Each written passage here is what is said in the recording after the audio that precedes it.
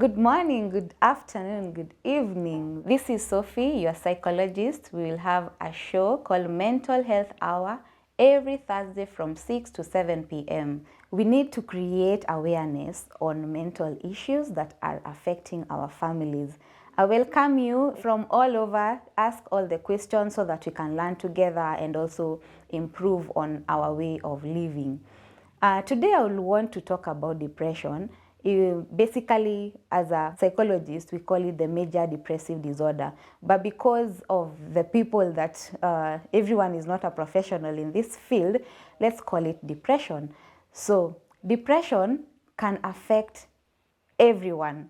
Worldwide, you have seen other countries struggling with depression. It can affect both men, women, children, adults, and even old people. Now, we need to understand what is depression. And depression is where we have persistent feeling of sadness. You realize that someone is no longer jovial, is no longer happy. There is that mood of sadness throughout. It's persistent. And it should be persistent maybe for probably 2 weeks, accompanied by feelings of hopelessness, feeling empty, all those feelings that contribute to this person feeling not enough, or they feel that they are not supposed to be where they are.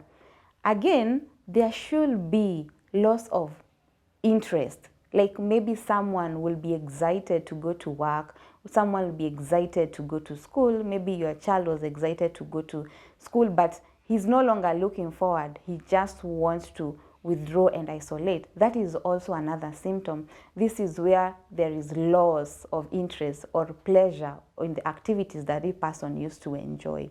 Then something else that you also need to check is the period. How long are these issues taking place? If they are taking place maybe for the last 2 weeks, where this person has been showing signs of sadness, no interest in doing things that this person used to enjoy, you will find, like, sometimes I remember one person said, today I don't want to work, I don't feel like going to work, and that person stayed in the house throughout, like she didn't want to do anything. And it's important to just check how long did this sadness or this loss of interest took place. You may find, like, sometimes we usually misuse the word depression just because we are going through a rough patch, and someone will say, hey, no, I'm depressed. No, depression is really a very complicated or a very serious mental illness, and I'm glad that we are doing this and we're going to learn today. So what other symptoms do you have to check? Number one, we have talked about the feeling of hopelessness. You feel like you're not enough, you feel empty, you feel lonely, you feel sometimes that you do not deserve to be here. And those are some of the feelings that come with depression. And we have talked about the period. Number two, the feelings of the feeling of you do not want to participate in things that you used to enjoy.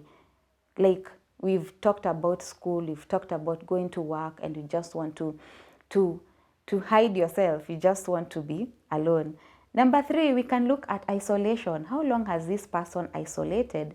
You could find someone, maybe 1 week ago you were happy, the person was socializing, but all of a sudden the person has withdrawn, isolated. Remember, the feelings of inadequate can make one feel that I am not enough even to socialize with people. I am not enough to fit in a particular setup, and that's why they will want to isolate and to withdraw. Sometimes what we usually look at is weight. This person could either lose lots of weight or gain weight during that period, because we have so many issues that could be maybe bothering them, and that's why they are not able to eat. They feel, I don't want to feed, I don't want to partake anything. And there are those who, when they are depressed, they really eat. They eat a lot, and that's why they gain weight. We can also look at the other symptom, which is where they feel suicidal. And I'm saying in this term, all these symptoms, if you have 5 of these symptoms in the last 2 weeks, accompanied by persistent feelings of sadness or a lack of interest in the things that you used to enjoy. So maybe if it is, maybe for us to conclude that you're suffering from MDD, we could look at one, maybe you have a persistent feelings of sadness or hopelessness. Then from that we add, have this person lost weight? Is this person isolating? Is this person lost weight, or gained weight? Is this person withdrawing? All those things, they should be 5 symptoms. Those are the things. And also we look at the period. Now, there's also another symptoms that I have to mention is insomnia or hypersomnia.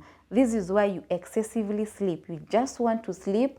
The hypersomnia is where you excessively sleep. You do not want to wake up. You just want to spend your time in bed, especially for those who isolate. If you ask them, what have you been doing? They will tell you sleeping. They just want to sleep.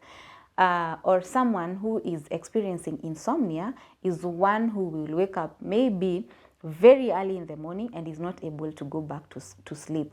So we also have to look at, is this person, how are they being affected in terms of sleep? How are they able to sleep? Are they able to go back to bed, to sleep once they wake up?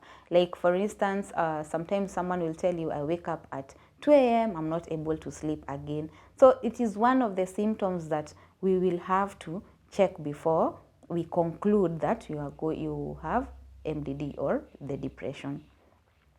We also have, I had mentioned about suicide ideation, and this is where someone feels hopeless, someone feels unworthy, someone feels, I no longer have a reason to see another day.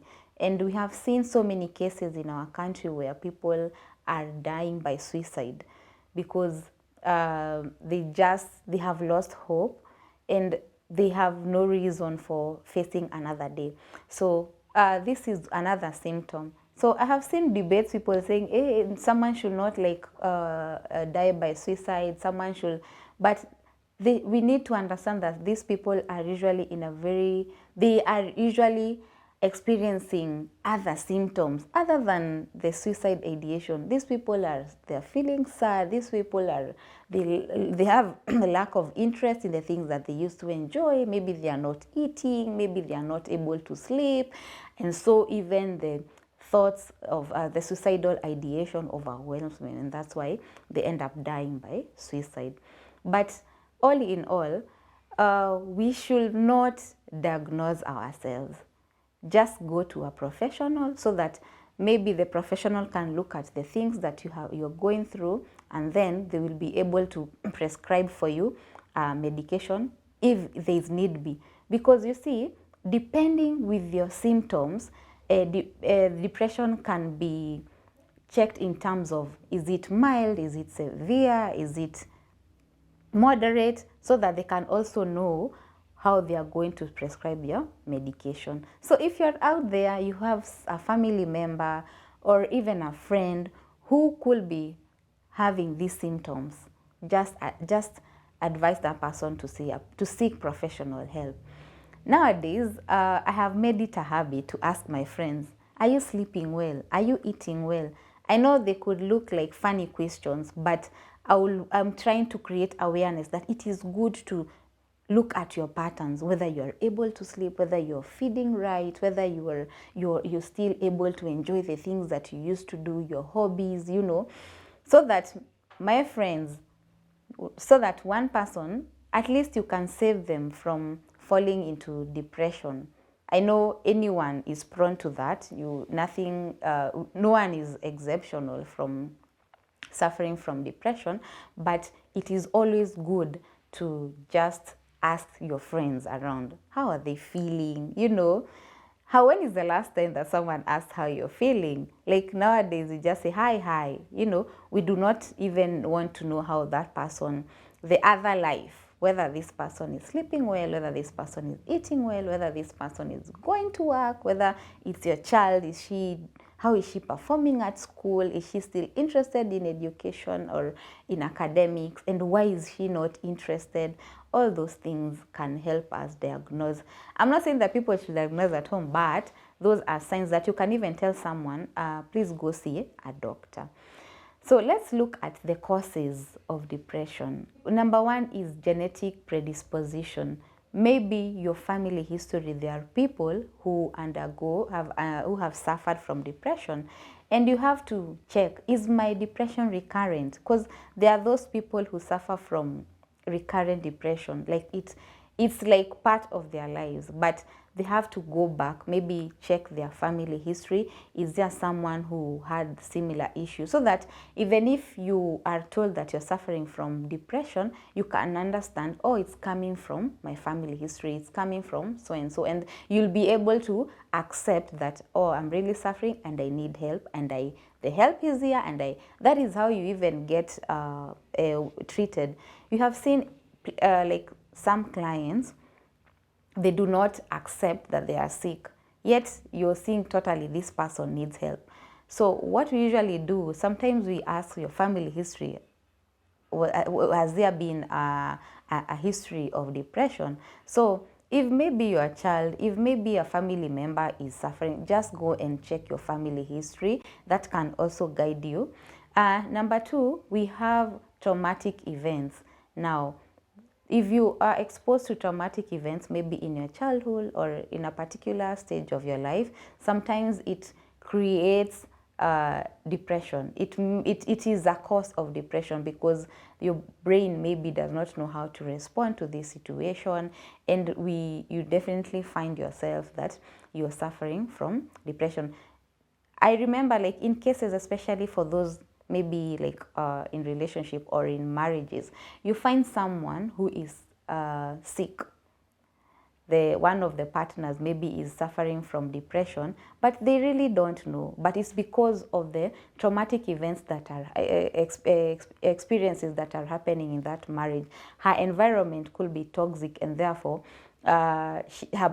she cannot tolerate in that environment. So what we do is, you also need to understand, have you experienced any traumatic event? Like even those who've lost their loved ones, sometimes they go through depression because it's still in those stages of grieving. So it's also important to look at what traumatic experience has this person undergone. I remember there's a time one person visited and she told me, Sophie, I am not feeling well. If you don't help me with this, I think I'm going to do something very bad to me and my kids. And I had to understand where she was coming from, and now I made her realize how her environment was. Because, you know, sometimes there's so much noise within among our surrounding us, so that we are not able to have that time to ourselves. There is so much happening around you, and therefore maybe your body cannot handle all those situations. And I'm glad that out of reviewing the traumatic experiences that she was experiencing, at least now she got better treatment. We also have to look at the other causes, the brain chemicals. You need to understand that it is the brain chemicals, we call them the neurotransmitters, play a very huge role in depression. We have brain chemicals like we have the serotonin, we have dopamine. All those create, they play a very major role in the communication from our brain to the body. But then if there is any imbalance of these brain chemicals, what happens? Someone may be depressed. And that's why sometimes you will, when you're given medication, it is for this medication to help you probably balance the brain chemicals. So you don't really have to punish yourself thinking, why am I feeling like this? Why always me that why is it that I'm always feeling low? Why is it that I'm always experiencing suicidal ideation? But you have to look at Are there traumatic experiences? Is there like a family history in our family that could be affecting me? Is there someone who was sick? You know, you also have to look at the brain chemicals. Just that's why we are saying it's important to go and seek professional help so that you can be guided. Well, we also have to look at the lifestyle decisions that we make. It's also a contribution to depression. Like sometimes you may find we make poor decisions in terms of finances, we make poor decisions in relationships, we make poor decisions in areas that we work, and all those contribute to depression. It's always important to check what is this? What are these things that are making me feel sad? What are these things that are making me feel not lose interest in the things that I used to enjoy? You know, yeah. We can also look at how do we seek treatment and how do we treat depression. We've had people saying, especially in the African culture, where men are not allowed to speak up because when they speak up, they are seen as weak people. Ideally, we are emotional beings, and we need to understand that being emotional beings does not exclude men. We are all human beings, and every man, every woman is supposed to express how they feel. So number one, for you to get proper treatment is, we call it like, talk to someone. Because what happens for you to when you're experiencing depression, you have so many negative thoughts about yourself. So talk to someone who will try and help you identify what are these negative beliefs that you have towards yourself. What are these negative self-talk that you have towards yourself? Maybe you could be telling yourself, I'm not enough, I'm inadequate, I am worthless, you know. All those negative self-talk, if someone could if you could just share with someone else could help you reframe those negative self-talk or negative beliefs that you have towards yourself. And when you share that, like if you look at the recent case that we had of someone who died by suicide, you will realize that someone will say, I tried my best, I am not enough, I made poor decisions. They are so hard on themselves. And it's their mind, it's their thoughts. It's their thoughts that are running, they are convinced that they are not enough. And you know, when our thoughts, you know, definitely our thoughts affect how we behave. If you say that you're not enough, even our behaviors show that totally we are not enough. So, and that's why it's always important to speak up. Even if it's that old person, that young person, just share how you feel. I know it could come from a place of struggle because we are not used to expressing ourselves, but you just have to learn how to express yourself. You just have to express how you feel, your emotions. If you're sad, just tell someone else. You really don't have to fight the negative self-talk by yourself. You can have someone else that you can rely on. I hear people saying, hey, Sophie, how do I trust people? They will share my story, they will tell someone else. But get that one person that you can trust. I'm sure not everyone will spread your issues. No, not everyone will tell out your secrets. But have that person that you can rely on. Have that one person that even if the negative self-talk comes at 1 a.m., you are able to call them and tell them, I'm feeling this and this. Have that reliable person. And I'll maybe challenge anyone who is viewing this. Do you have that reliable person who, when you're feeling low, you can just call and just express yourself? So I've said one, just you can talk to someone how you feel. It's sad that someone said that he was looking for help and he shared his story to 17 people, but no one was able to help them. And now this brings up the question, who are your friends? Who are your people? Who are the people surrounding you? For me, I call them my tribe because they probably understand my values, my principles, they understand how I feel, you know. You have created a unique bond with those people. And if at all you have so many friends, you could have so many friends, but they cannot offer the support that you need when you are depressed. So it's always important to have that one reliable person, or even two, where you can just share how you feel.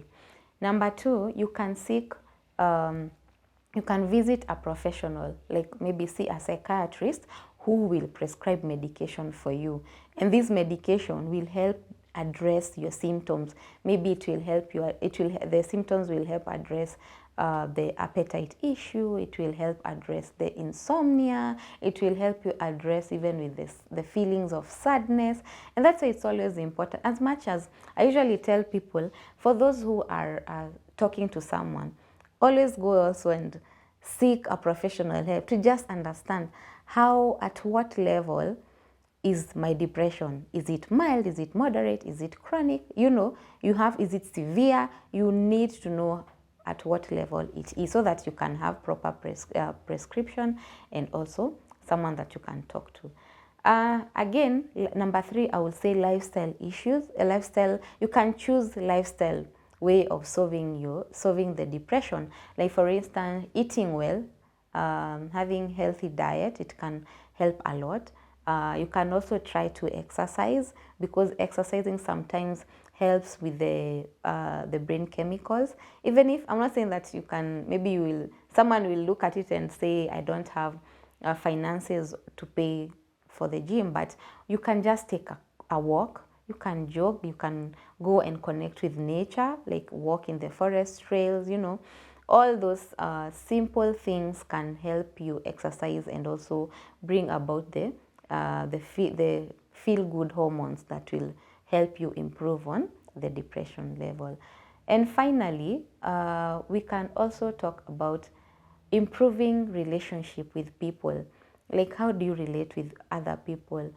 We call them the interpersonal relationship. How do you relate with other people? Maybe you are isolating too much or withdrawing due to the feelings of unworthiness or feelings of inadequacy. But the moment you start interacting with people, they will help you.